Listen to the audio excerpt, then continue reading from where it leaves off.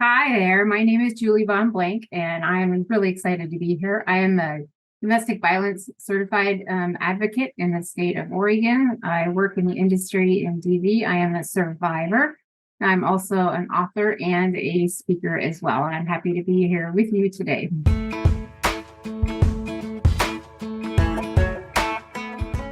Hey everybody, it's Pearl, and I just want to welcome you back to another episode of Conversations with Pearl. And we are coming on off our week of being at our amazing 7th annual pajama retreat. And it was so fun to have 26 women in the Gulf Shores of Alabama. We got to see the sunrise and sunset all from the back patio of this beautiful house we had right on the beach, and saw 26 women really start to dream relentlessly in their lives. And today, I'm so excited to bring our special guest on with us. We're going to dab more into the retreat. We're going to talk a lot about some great things that Julie's doing. And I just want to also tell you that if you are just going to give you a trigger warning, if you're somebody who's walking through domestic violence or has before, we're going to talk a lot about that subject today, but it's going to be great conversation for you. And so Julie BonnBlank, she teaches on the subject of domestic violence, human trafficking, marketing websites, and writing. She is the author of a suspense fiction series on human trafficking, and you can download a free 2-in-1 ebook set. We'll put it in here. It's at innocentjourneys.com. We'll make sure you get it off the show notes as well. She is a certified domestic violence advocate, a survivor, and an abuse recovery group leader. She is on the Survivor Voices Committee for the Family Justice Center of Washington County, and by day serves as Women's Educational Director for ARMS, which is Abuse Recovery Ministry Services. She has participated in many classes and is considered an expert in the domestic violence field. She has written the 5-week online faith-based facilitator training, which is DVAT, and the ARMS, Abuse Recovery Ministry and Services, which uses and also has written the courses Stalking, Obsession, Compassion Fatigue, compassion fatigue and leader boundaries, risk assessment and safety planning, how domestic violence and human trafficking intersect, and mental health and personality disorders in your group members for ARMS. In her spare time, she enjoys reading, writing, gardening, and of course, just like me, spending time at the beach. So excited to have you, Julie. Welcome to the show today. Thank you. I appreciate it. I feel like you introduced 3 of me, not one of them. That was way too long. I apologize. No, it's all good. No, whatever you know all about you. I'm so excited. I know we talked before about coming on the show and just having a conversation around what you do, what your story is, and how you are impacting others, not only just in where you're at in your world, but also across the nation. So let's talk a little bit about your story. Let's dive right into that. Tell us about what brought you to where you are today. Bring us back to your story and how it empowered you to do something with your story. If I think about what first brought me, it changes. And as you heal, more things come out of the woodwork. And so, what I thought brought me to the Her Journey program, which is the free abuse recovery program that ARMS runs, was a 17-year marriage to a man who was not only abusive, but was very addicted. He was very addicted to opiate medications, and eventually, toward the end of his life, did a lot of meth as well. And I thought that was really my one and only circumstance. But when I considered my previous relationships, even before my marriage, I realized there had actually been 3 abusers in my life. And then later in my healing, and this was really just last year, I decided to do a timeline. I decided to write out a timeline of the significant areas of my life and the traumas that had happened. And what I discovered was I was actually groomed at the age of 13 by a 28-year-old man at that point in time. And I had somebody contact me within my family during that time period that said, I did some things when you were little and you may not remember. And I didn't. And so when I work with gals, I always know there's more than a surface story, that brings us to. And although my 17-year marriage is what actually finally forced me to get help, I realized that there was something in me that needed healing. And until I did that, I was going to keep returning to these relationships that were, unhealthy for me, which is why I set out to decide to work on myself and to work on the healing that I needed, because I knew finally that I deserved better, and that's what it comes down to really, is your worth and your value. And when you understand and you realize how valuable you are and how much you are worth, then you realize, I don't deserve this. I do deserve better. And there's better out there, for me if I reach out and I take it and I heal, right? And I work on myself so that I'm making good choices in my relationship. Yeah, I wrote down like timelines and talking about traumas going deep, and you're right, because traumas, it can be so many different levels, and if we've had more than one trauma in our life, it's, you have to work through each one of those, and it's hard work. It's not easy work because, like you said, you may not even remember some of the trauma. I remember when we were trying to, in our Shira League, we are trying to do working on your inner child. And the ladies that in our group, they really struggled with that. And it, like, someone's like, I didn't have trauma in my life when I was little. And I'm like, you didn't necessarily have to have like a trauma of like domestic violence or sexual assault, but sometimes it could have just been somebody saying something to you, or, it could have even been like, you're not supposed to talk, as kids we're learned, don't say anything, listen, don't say, and so they struggled with that piece of the pie. Like, how do I, work through that? So we actually had to put it on a shelf because they really were having a problem, no matter how many times we try to break it down differently, because it's hard. It's hard to go deep into that trauma. As you were saying, you've done that work. And so tell us a little bit about that. Like, is it something you did on your own? Did you seek help? And how, as you're going through the trauma, what things came up that you recognize, oh, that's how that showed up in my life? Mm. It was a process. And, I'm often asked, can you just, they know I'm an author. Can you just write a book? When will healing be complete? This, and this has to take place. And of course, it doesn't work that way, right? It's different for every single person. So for me, that first step was really finding the Free Her Journey group, because all of a sudden I was validated and people got me. And I was like, man, I'm not crazy after all, because of all the gaslighting and crazy making that goes on. So that group was essential. And I'm kind of a type A, I don't know if you picked that up, but I marched into a group thinking I want to lead these groups because I want women to know that they don't need to stay in these relationships, and I come from a spiritual perspective. And so I was very much raised, with that at the pulpit, that you do whatever you can to keep your marriage together, no matter what that takes. And so I had been learning differently. But as I would leave lesson after lesson with just tears pouring down my face, I had a very patient leader, thank goodness, who saw my potential. But I realized, I'm not ready to lead yet. I've got, this is my next step. So what I found in my healing is that it really is a next step process for me. So going through her journey, not once, not twice, I think I went through it 3 times, in a full cycle, and taking my time with that was important for me. I had some counseling early on with some lay pastors from our church, and they are, to bless their hearts, because not all pastors do this, but literally handed me the chart of abusive behaviors and said, do these happen at home? And I was so heightened at the time that I laughed and gave it back to them. And I look at that now and I realize that, I was in complete trauma mode. I was in survivor mode. I'm trying to raise these kids, right, with this abusive person at home. So I literally laughed and I handed it back, and he wouldn't take it back. I'm pushing it at him, and he's like, no, and I'm like, take it. And it was a big sigh, and I start, trickling when I realized, what he had handed me. And so I did get some counseling, early on, and some of my gals do need a little bit more, deeper. And I do abuse recovery coaching on the side as well, because I had to, because there's so many ladies that need extra help and one-on-one and processing time, and group is not always the most appropriate place for that. You can trigger other people.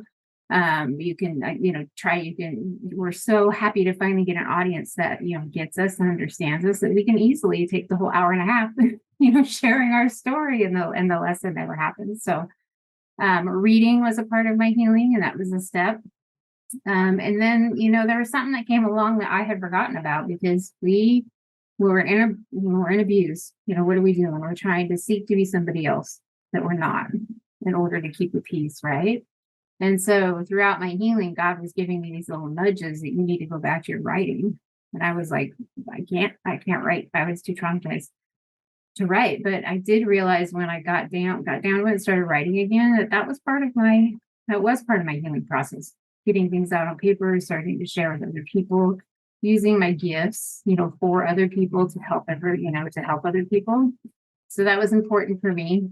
And then for me, service, I guess that's the fourth one, that, not all of us are called to serve other people when we go through these things, but some of us are, and it's a big responsibility.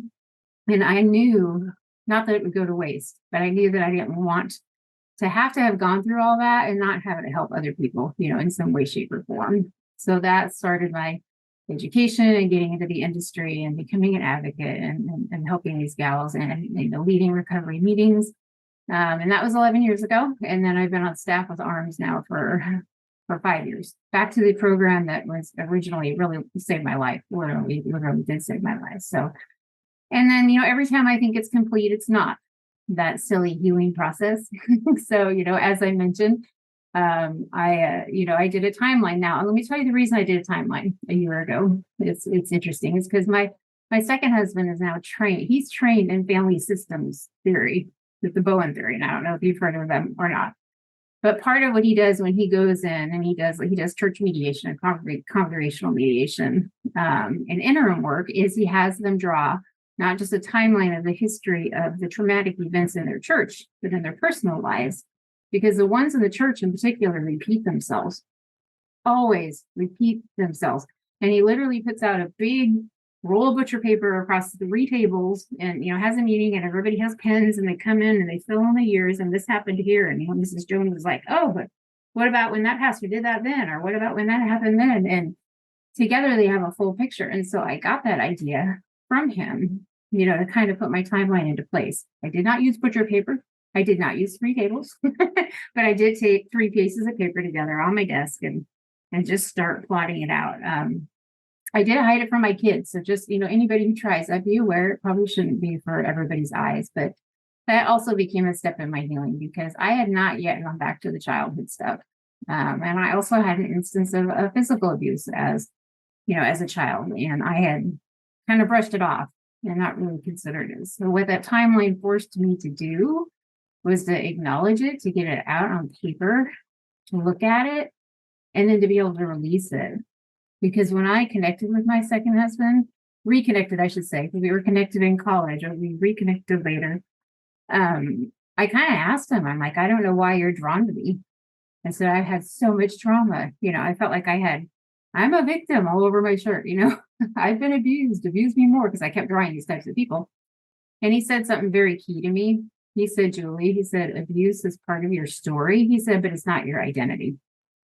And I was like, how can that be? I'm a thinker, just pretend I'm 3. Because I'm like, but why?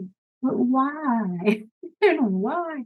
So I had to think about it. And when I think about things, I put them on Facebook. I'm a social media person. So I put it on Facebook and I literally had 2 or 3 people say, how can that not be a part of your identity? It happened to you. Therefore, it's part of your identity. So I went to a coach that I was seeing at the time. And I'm like, well, help me out here. And she said something very key to me. She said, number 1, your identity, she said, is about how God sees you. She goes, and number 2, it's about your future, not your past. And I'm like, oh, that makes so much more sense now that my husband felt that way. So now I'm able to tell the gals that I work with, I tell them that story and I tell them I want, abuse will always be a part of your story. I'm so sorry. It never should have been, but you can heal from it. And it doesn't have to be a part of your identity. It could be a piece of your story that you change the ending, you change the middle, and you make it into what you want to be. And that's encouraging to people. So it was a lot of steps of healing for me. And I think there's still some days that, I have to work on it. So for instance, I teach a lot, right? And I do recovery groups and I take phone calls. So I get the load on, the experience. So I take care of myself. I have a processing group online that's all survivors. And as I need to, I dial in at noon. And that's all we do is check up and check in. So we go around the room and whatever's on our heart, we just spew it out and get encouragement from other people. And it's my way to be able to unload whatever's going on in my life so that I can better help the people that I'm trying to help. I heard so much, so that I want to unpack a lot what you shared. It was so powerful. And I'm hoping the listeners are, grab a pen and paper, because there's took like all kinds of notes as you were sharing, and, like finding the right support. A lot of that, what I feel like you just said, is having the right people around you that can help you with the support, be that mentor to help you realize, like what you said, it's part of your story, not your identity, right? And that it's how we see ourselves, and also how God sees, how God sees us, but also it's our future. It doesn't have to be not our past, and I wrote that down. I think those were so big nuggets for me. I just took away what you just shared in that little bit of time. And and also I love I could visualize that picture of your husband doing that with, like, in my head, just a kind of side note, we had our church was rebuilt here locally. I'm not going to say the church online, but we had a big church built. And before, our smaller church, it was promised that if we had raised X amount of dollars, we would have the advance on what our land was worth, right? So I don't think they realized that we were a congregation that could raise the money if we put our heads together, right? And we did just that. Well, when that happened, the advancement wasn't what was promised, wasn't, and everybody's human. I mean, we have our faith, but then there's humans that we're going to standing in front of, as our leaders and our pastors and such. And so there was a lot of human that came into the response instead of being like, okay, God has now changed it. What are we doing with this? Right. And so at one point, a letter was written to all of us, and it was, and the letter came out, and the parties who had done the promising of the funds got one of the letter and had said, well, if you're going, if now when you leave this summer, as you always did on this sabbatical that you do and this mission you do out of the country, you can't come back to where we were at. And so the human side wrote this letter, and I was like, when you said that, I go, man, we needed your husband there to be like, okay, every one of you sit down. And even the ones of you that promised, get your butts in here. Let's put this. I could just see that whole timeline on that piece of paper. Right. And I'm like, it's so powerful to think about. And then you took that, and your husband inspired you to take that and like break it down and put that timeline together. We don't remember to do that sometimes. We sometimes, because I know we buried it. I mean, I remember when I met my husband at 19 years old. We got married young. We've been together almost 40 years. I'm very, very blessed. I've got an amazing person in my life. But I remember when I first met him, I had, if we would horse around, just playing around and stuff. And there would be a certain point where if he like held me a certain way, I'd freak out. Well, it was because of him that my trauma came out, being raised by a babysitter when I was young, and like eighth grade freshman of high school time frame. And, I had to go and do that work. I had to be like, this is what happened. I worked through it all. And, and it still comes up sometimes. Like I remember about 4 years ago, my oldest son and I were wrestling and horsing around. He was tickling me or something, and he just did something, and I like freaked out, and, it triggered it. And he was old enough at that point that, because he was in his 20s at that point, we could explain, okay, here's what's happened, but it comes up, and we have to know how to process it. And I like that you did that timeline, and, finding the right support also. And I wrote down, like, being validated, like finding the right support is so key, because sometimes we think we can do it on our own, and we're not meant to do it on our own. We're not meant. And, I this past week at my retreat, I actually had somebody come up and said, well, you should have therapists here. And I was like, well, I hear what you're saying.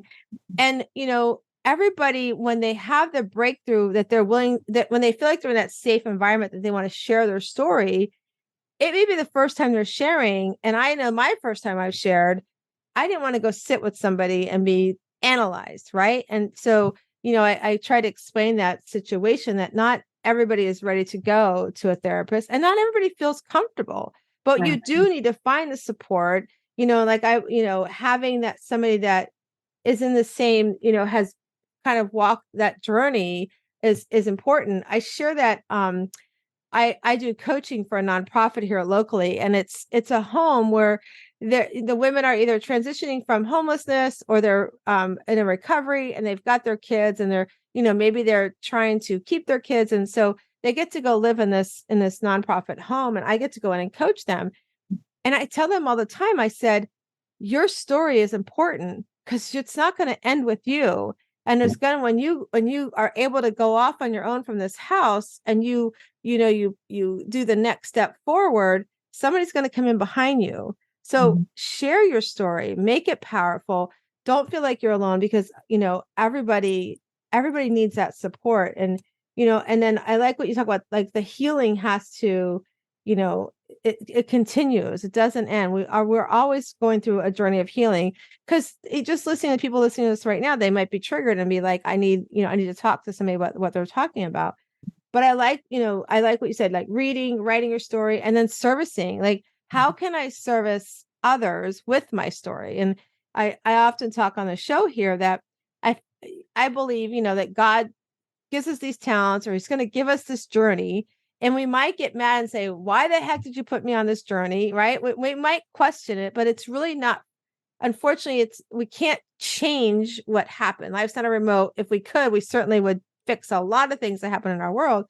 However, if you don't do something with your story and don't heal any trauma, and or use your talents to do something powerful in the world, then you're cheating yourself. But really, like, if you weren't doing what you're doing, Julie, you wouldn't be empowering other women that they can heal, that they can move forward, that they can choose share their story or be part of somebody else's journey of healing. And so I think it's really important that we talk about that. And I love that your husband, gave you that support and helped you see that, it's part of your story, but it's not our identity. It's not our identity. And if we think about things in our life, for those that are listening, things happen in our life, whether it's, you've been assaulted sexually, domestically, or it's just like somebody talked to you in a certain way. Those things affect us and how people talk to us. And it's what we do with that. And as we, find the support and the people to help us heal, but also paying it, how do you take that and turn it into a value for somebody else to heal? And I think all through what you said so far, I think the big thing stands out for support. But I want to go back for a second, and those that are listening, the kids, that survivor mode you called it to, I'm in survivor mode. I've got my kids to take care of. I was talking with somebody earlier, and she was on the summit that we were on with Michelle Dewsbury as well a few months ago. And she said she finally got to that point where she was like, I've been doing survivor mode, but I got to do something for my kids, because I don't want to live like this. And she shared that her kids are older now, and her daughter had come back to her and said, I don't know what our life would have been like if you had stayed with dad. And I don't know what my life would have been like if you had stayed with dad. It's so different now because you found the strength to do something and, not live in survivor mode anymore, but to live like my life matters. Right. And so, talk to us about that, and how old were your kids at the time? And then also talk to us about how when you just finally decided, I'm no longer going to live this life and I need to make that leap to put me first and get some help. How did that affect your kids? It's been tough on the kids. It goes both ways. I want to return to a couple of things you said. Number one, that validation key. Because at one point in time, I thought that I needed my family and my kids to validate my experience in order to heal. And of course, it would be wonderful, right? If my abuser had actually come up to me and said, I was not the nicest person, I apologize, but that never happened. And it usually does not, happen. And so I work within the gals because, I had to understand that my healing came regardless of validation. So my kids are grown now too. And I still have one of my children in particular that gets super defensive anytime his dad is mentioned. And I think that he believes those things didn't happen, and he's blocked a lot of it out. I know he has a lot of grief he's blocked out. He hasn't worked through it. He's an adult. That's his choice. He's got to get there. Whereas my other two, one of them's like, you believe what you believe, and the other one's like, I totally believe you. But there's a loyalty issue there. And I struggled with that for a very long time because, we had to co-parent, as many people do with their abusers, because our kids, let's see, you asked ages, and they were 3 and 9 and 10 when the big split finally happened. So we had to co-parent a little bit. And I had to agree to that because that's unfortunately what you get these days, even at a court situation. As my children grew, I had a commitment in my heart to not talk bad about their father. However, he did not have the same commitment. So literally every weekend they spent with him, they would come back full of accusations. Why did you do this? Why did you take all dad's money? Why did you cheat on him? Why did you do that? Anything you could throw out there, they would believe, and it would take me 2 or 3 days to get them back to normal, or it's sometimes even be speaking to me again. And I struggled with that for so long, because it hurts your heart. You got somebody who's out there trying to assassinate your character, and who doesn't believe like you do and isn't taking the high road, certainly.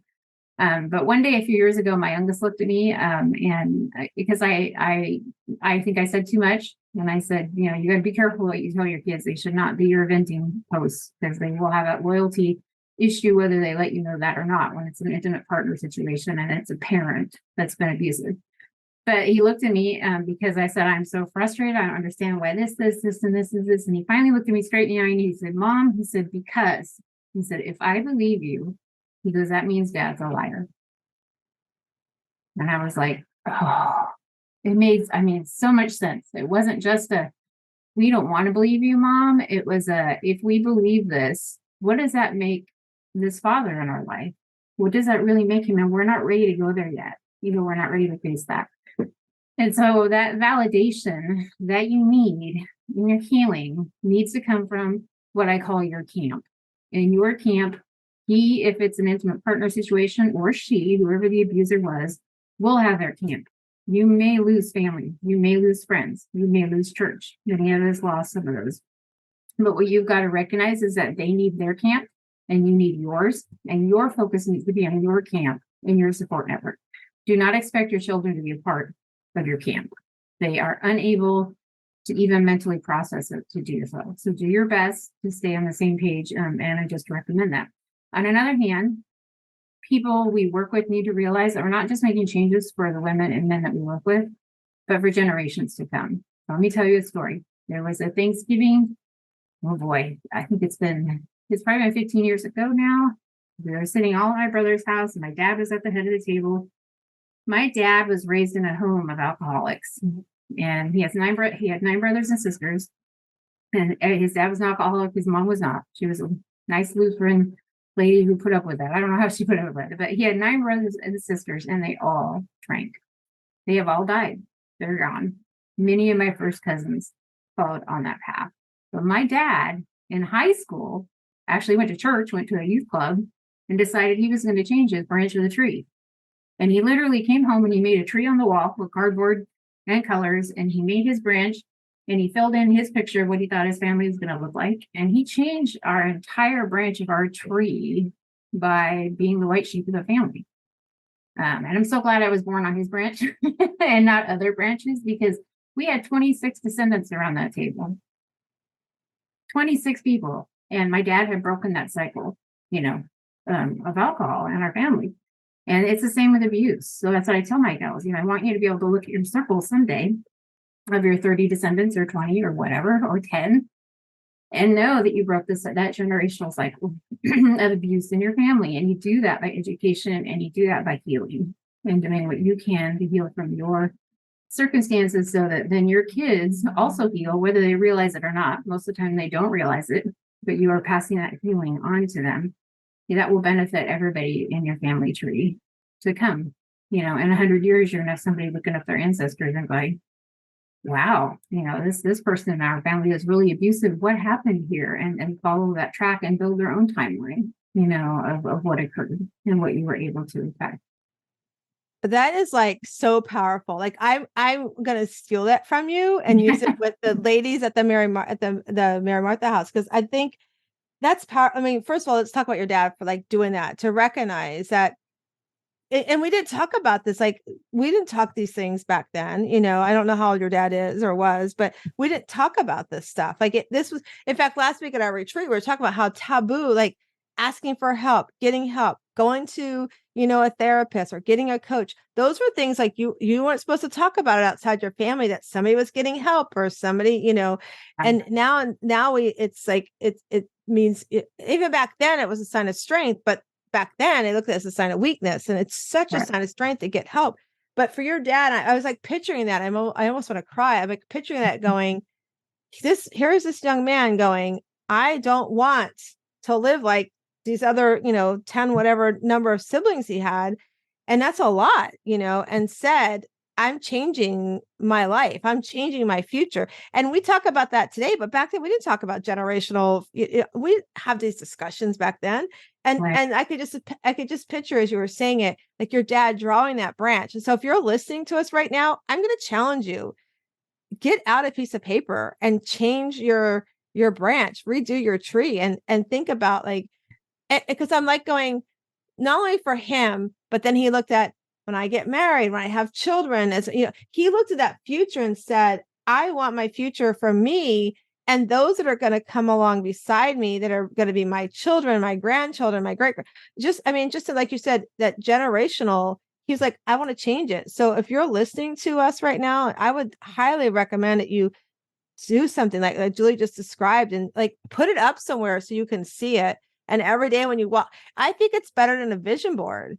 I mean, it's truly, to me, it's much better than a vision board to say, I want to go after these things, and here's my new branch, and here's my new tree. And, my tree, I almost picture, like the branch falling down, it's still got some life on it, and it's regrowing in a whole other tree trunk, right? It's like the saplings are coming up, right? It's just like, it's just so powerful. And if you're listening, if you could just like close your eyes for a minute and picture that you can redo your branch. It's okay. And right now you're probably, if you're listening to us and you're like in the middle of some of the things we're talking about, domestic violence, trafficking. If you're in the middle of it, just know you can change your branch. It's getting help, reaching out for somebody. And like you said, having your camp. I think it's really powerful. Like you said, that we can't use our kids for our camp. Your kids cannot be your camp. They have to have their camp. And you're right, for your son to say, if we acknowledge and say that you're right, and you're being truthful, and they're not saying they don't believe you, but if they come at 100% and say, I'm 100% believer, then it's truly saying they have to process that their dad is, yeah. Or if it's vice versa, because we know women abuse men too. I mean, if you're listening to us, it's so powerful to remember that's something the kids, we put our parents on pedestals, and they're supposed to be, these perfect examples. And we forget that. And sometimes we don't learn it until we become adults, that our parents were not, they should never have been on a pedestal. They should have never been. I do this conversation with my mom, and I'm sure my brother and my sister-in-law are going to listen to this, but I always say, Mom put you on a pedestal. My brother's 7 years younger than me. I'm like, you can do no wrong in her mind. I got one of those too. Yeah. And I tell him I love my brother to death. I go, she put you on this pedestal, you can do no wrong. And, then here's me, the oldest of the family, that's out doing these things. And she's, and she didn't have that in her life. And I have to recognize that, at 17 years old, she left and took off to Tijuana and got married, and never had her voice, never had her life. And she didn't have her camp. She didn't have the right camp around her to say, because when my parents, communication was nothing I learned growing up. I mean, my parents got in an argument, you walked on eggshells, and then all of a sudden they're fine. You're like, oh, okay, they're talking now. It's like, you're like, it's confusing for a kid. But, when you're looking at those timelines, I actually would consider going back farther, because you just mentioned your mom's experiences, and my mom too. She married at 19 to my dad. Unfortunately, it worked out. They've had their ups and downs, but she really had this. She was an only child. Her dad died early. She was the princess of the family. Right. And she really had that Cinderella mentality. Someday my prince will come and everything will be just fine. Yes. This is not how it works. And of course, we're kind of raised with that mentality. And it's like, yeah, that's not how it works. So think about those things if you are doing a timeline. Go back a generation or two. Go interview your cousins. Go interview your aunts and uncles about things you might not even know or even hear about your parents or your folks or your grandparents. Dig into your family Bibles if you have them. My grandma had a prayer journal that we had no idea that she had until she died. And then, it's just whoa, when you read it, it's like we had because she was very quiet about her faith. And we had no idea, but so much wisdom and so much history is, recorded in that. Yeah. And you can see in my family history repeating itself. My girl cousins, when I was going through my abuse and I finally came out, my girl cousins came out. And guess what? My grandpa sexually abused them. Wow. of my family. And I was fortunate that I was squirmy enough that I resisted him and it didn't happen to me. And thank God it didn't happen to me. But my cousins had to get their healing, and they've seen that cycle of abuse before they got their healing keep going down the thing. So they need to make their own, tree branch, Right.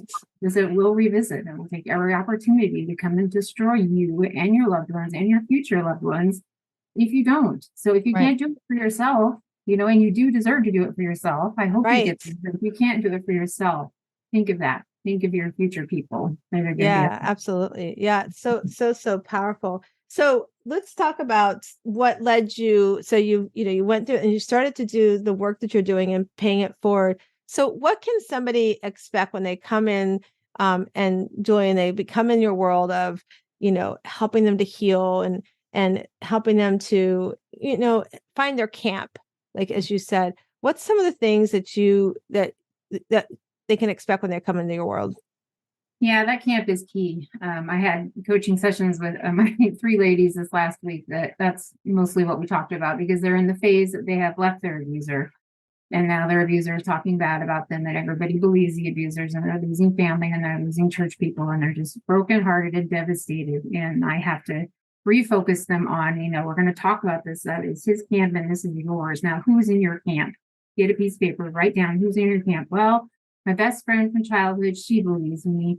You believe me. Okay, I'm like, write me down, put me in your camp now on your side of the paper. And you've got to focus on your camp. And it's it's different with every woman. I think in the beginning, there's a lot of listening, of course, and validation. And there's very important things to say. In fact, on our arms side, it's just abuserecovery.org. If you go under resources, there's a really good article that says the 10 things you should know if you're trying to help survivors of abuse.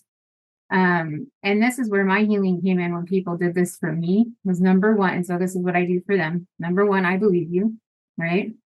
Number two, abuse is never, ever, ever your fault. Never your fault. And number three, you deserve better than this. And sometimes I even say I've been there. I don't always. But I do find I don't go into details of my story, and it's important that I don't at this point in time when I first meet them in particular. Later tidbits might come out. But right now, if I say, I've been in your shoes, all of a sudden they just like to blossom. And sometimes they get burst into tears on the phone because they finally have found somebody who understands the path, that they're on. And so for each lady, it's very individual. I do recommend that everybody get into some type of support group, whether it's faith-based or not. I have found, even in our faith-based groups, we take people of non-faith. We just, they're welcome. Everybody's welcome. But we have found in our industry that the healing goes a lot deeper when you address that spiritual side as well. It's like part of a whole wheel, and it's not addressed in a lot of recovery groups. But you've got to address that spirituality if you want that full healing. And so I always recommend a group to start.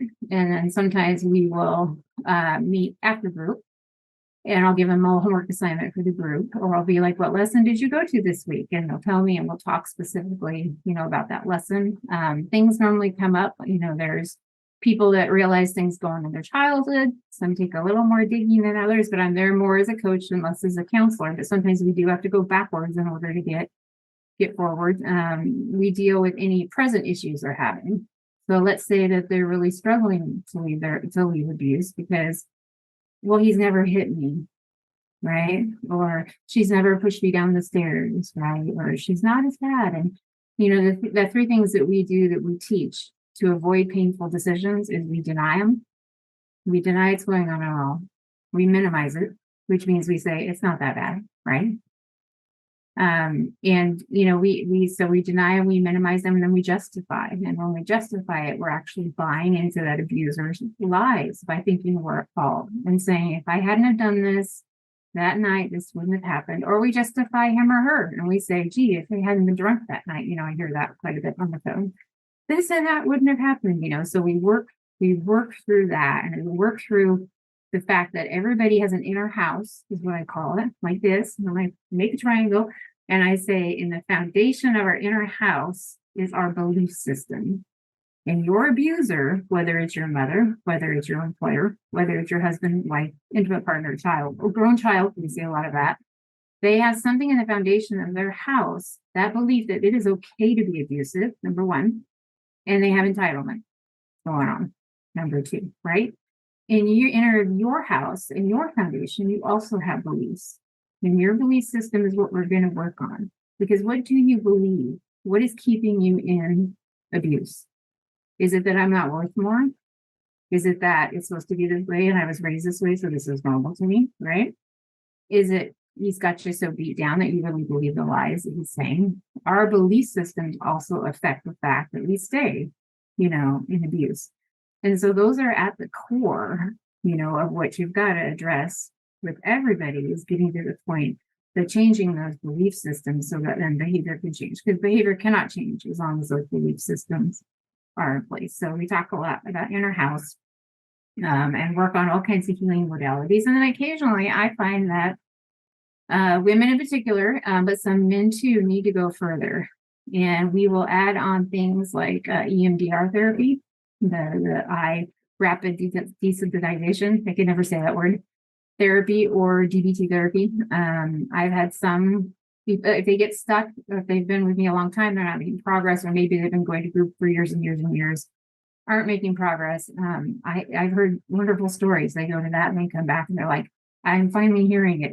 I can finally absorb it, and then of course you have some of us are left with mental health disorders. I have anxiety. It's not super bad right now, but I can get triggered to a point sometimes where I have some panicky attacks, or like airplanes and things like that.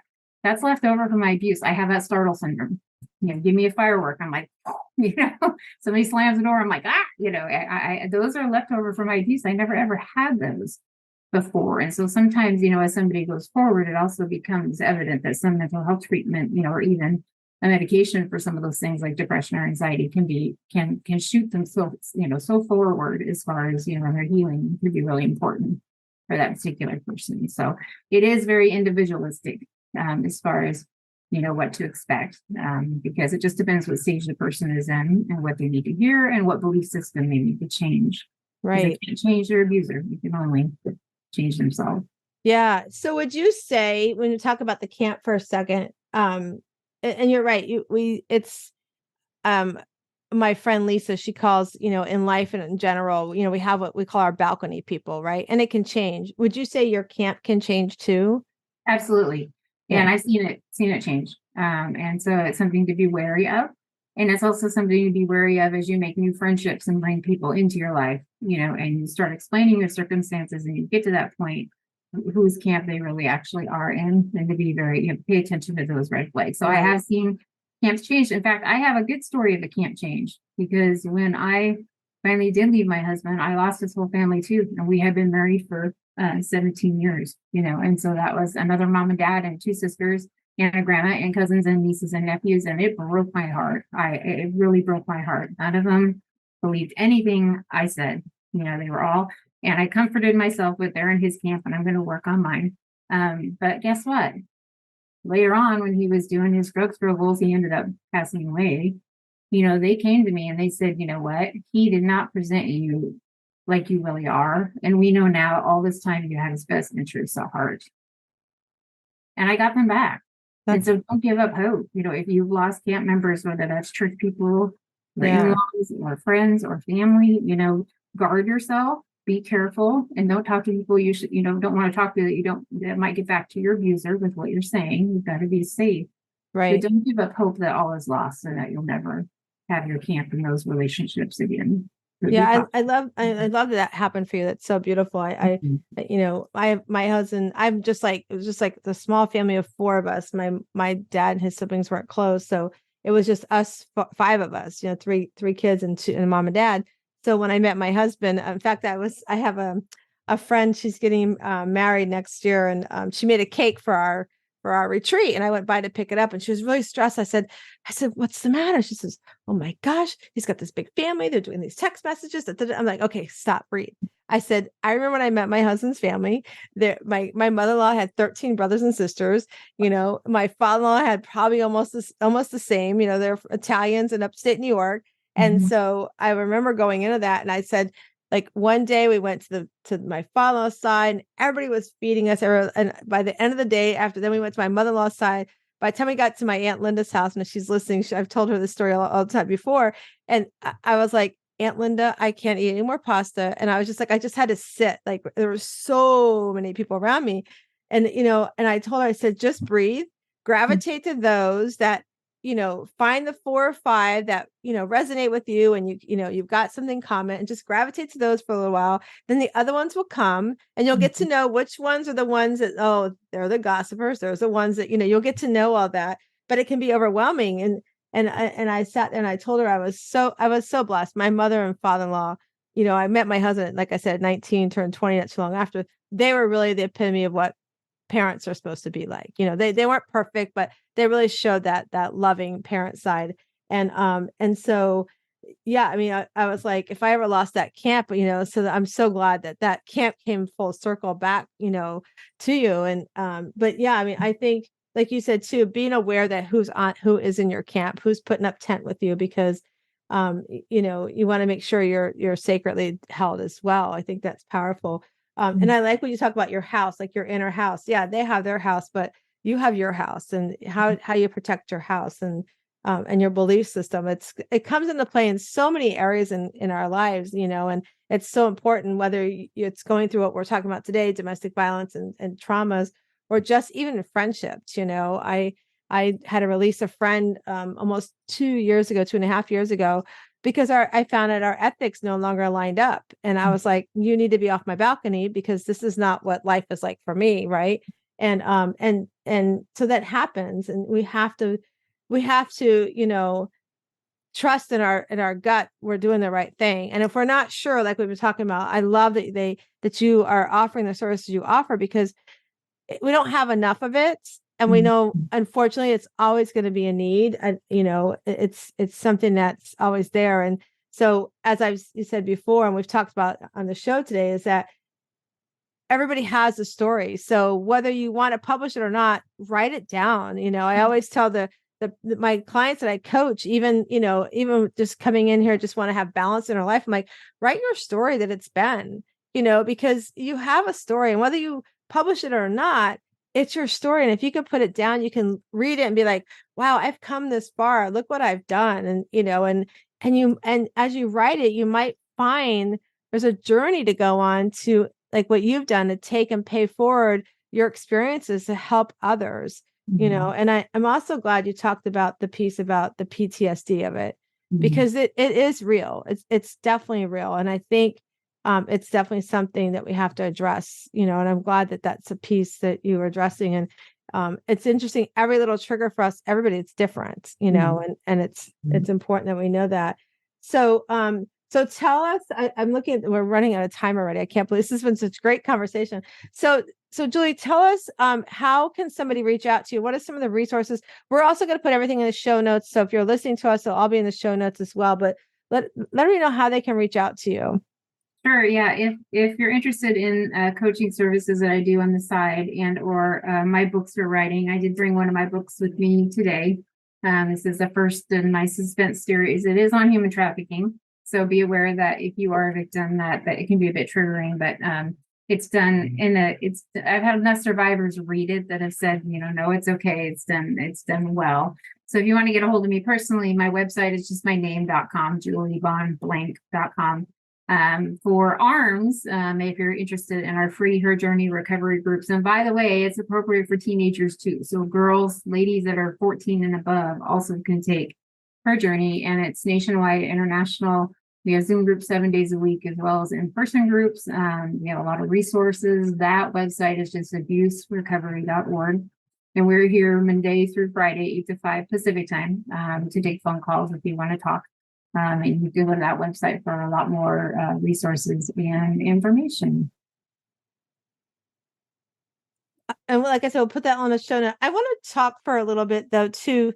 So if somebody's listening and they feel like what we've been talking about, they're like, that's my friend, what can I do? I love that you talked about on the site, there's things, to say or do, but tell us, like, what would you say that, the top 3 things somebody can do if they feel like somebody is in an abusive situation, or what would you suggest?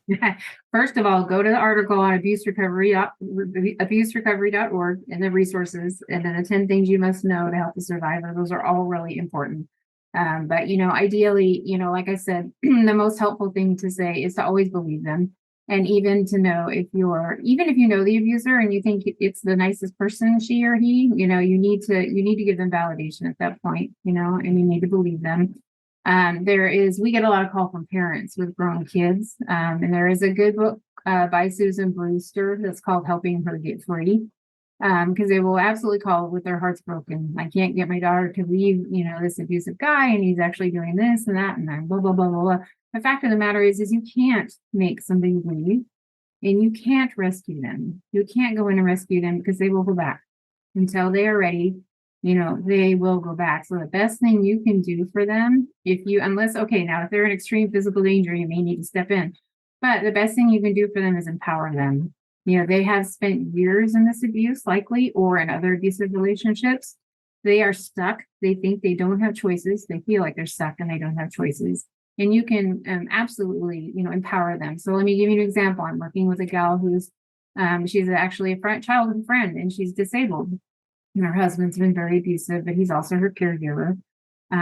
He won't let her eat all the time. He says she's getting fat, and so the other day she texted me and she's like, he won't let me eat breakfast and I'm starving. And I said, why won't he let you eat breakfast? And she said, because dinner was so late last night. She was, I'm starving and I don't know what to do. So I made sure she was physically safe. I said, what do you think would happen if you go out there and you say, I'm going to make some food anyway?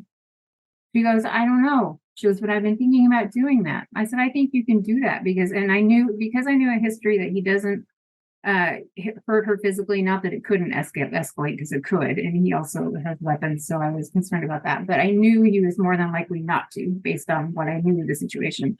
And so she did that, and she came back to her room and she had food, and I said, what happened? And she goes, he followed me around the kitchen, he was like right here at me, and that was really intimidating, and he told me he's not going to take me to my doctor's appointment today.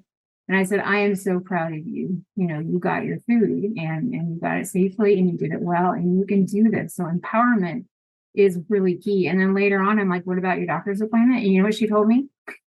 She's like, I called the doctor and said, I can't come in person. Can we do it on the phone? And we did a telehealth. And I'm like, oh, good for you. And so that's one of the biggest things you can do is help them take their power back, and renting headspace to your abuser is ridiculous. We all do it. We all go through those stages where we're like, we can't stop thinking about these things our abuser has done, and it's needs and this and needs and that, and why can't they, recognize that they're abusive and or mentally ill or need meds or need anger management or whatever. As long as you are in that mode, and that's why the boards on Facebook I struggle with, like the narcissistic boards. As long as you are giving headspace to that person, you are giving them power over you. To take your power back, encourage your friend that they can make choices. We don't always like the choices we have, right? But they can make choices and you will be there for them. Be their listening ear and believe them. And when they're ready, they will let you know that you're ready and you may be able to step in and do a little bit more. But be very cautious not to rush in or rescue them, even though you love them. It's really tough, but they will likely return to their abuser if they're not getting help. Yeah, that's so. I love that. Take your power back. I mean, I thought maybe you were going to tell me she called an Uber for herself. Yeah, that would have been great. We're not quite there yet. Okay, hopefully, right. but to find the alternatives, it's so powerful. My son, we lost him. My oldest one, we lost him last July. And his friend was here with this little girl, and she was having her birthday. I think it was her 6th birthday because she was supposed to be in kindergarten. And he's in this custody challenge with the mom of the little girl. And so the mom was putting an Apple Watch on this little girl. Like she went to track her, she would call her every time she was with him. And so we're doing her birthday cake in the middle of singing birthday, the mother calls, and I watched this little girl go like totally tense up and everything. And I actually pulled him aside and I said, after the cake was done and she was playing, I said, come outside for a second. And I literally looked at him, I go, you need to get some cojones. You need to take that power back because she's taking power from that little girl. And that's not fair to her. I said, you got like a year and a half to teach her about her voice, and I said, you've got to work on this. And I don't know what's happened. He's kind of, I think he struggled with some of the situations and stuff, but but having that power, finding your power in the middle of this storm is so powerful. I'm glad. And so, Well, you can teach your kids to set boundaries too. When they're yeah, tiny, you can't so much, but if you have to co-parent with your abuser, it is going to be essential as your kids grow that you teach them proper boundaries and safety, and that they can say no, and that their bodies are to be respected and they are not to be treated this way. And the more you build that up in the presence, of your home, the safer they'll be.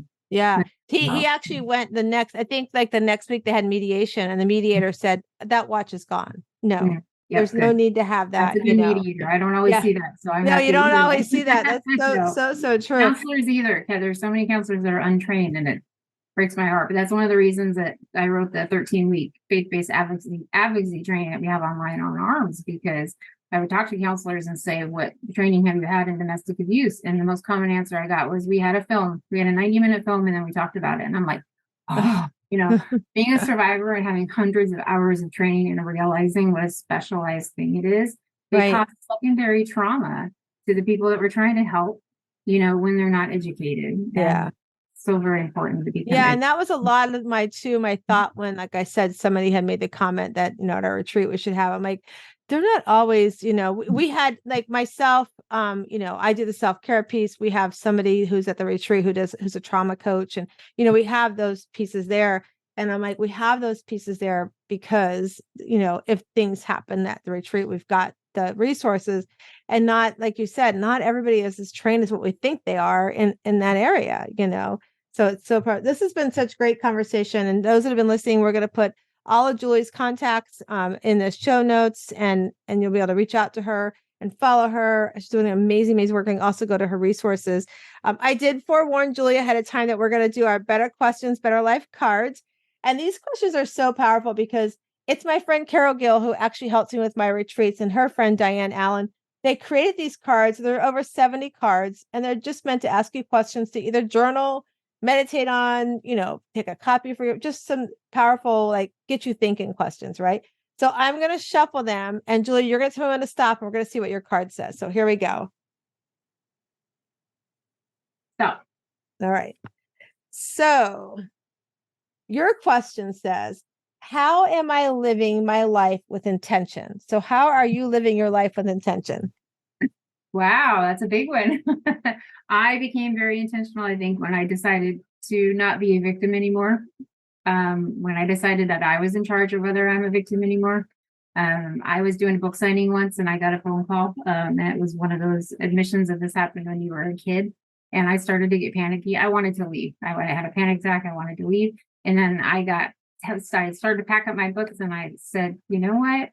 I am not going to do this. I am not going to act like a victim anymore. It is my choice to not act like a victim. And I went back to my book signing, and I did just fine. And so for me, living with intention means to intentionally take those triggers as they come and intentionally turn them around, by choice, as well as helping other people, and everything I do, everything I'm involved in is all about, helping survivors. And so that's very, very intentional on my part. That's a great it too. Anybody listening, because living with intention is so much better than living in abuse.